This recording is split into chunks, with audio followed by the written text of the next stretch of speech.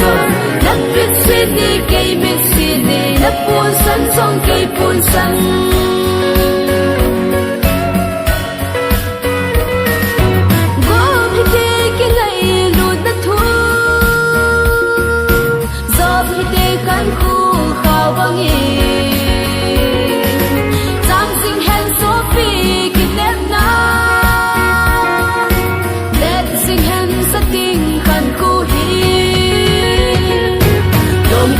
cây vắng đi như thân điều đi đủ tệ như khen thầy lâu lái gió đi về ít cuốn đo nào cát đi bên thương đã điều sống khác ngày đút đã im kỳ vô một tê nắng đông đốt chút cây chút nào cắt lại gió giông nắng lại gió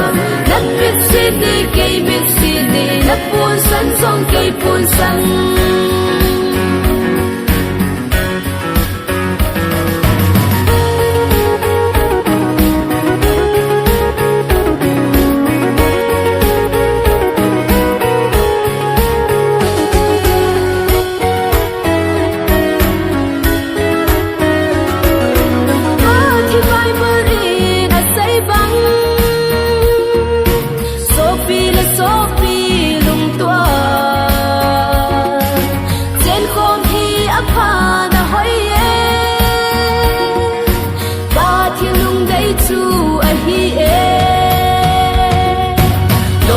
cái cây vắng đi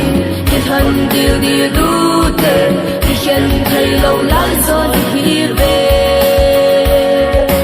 ít cuốn đo nào cát đi bên thương đã điều sống khác thầy đút đã im kỳ vô một tê nắng đông đốt chút cây chút nào cắt lại gió giông nắng lại gió nát biết xin đi cây biết xin đi nát buồn sân giông cây buồn sân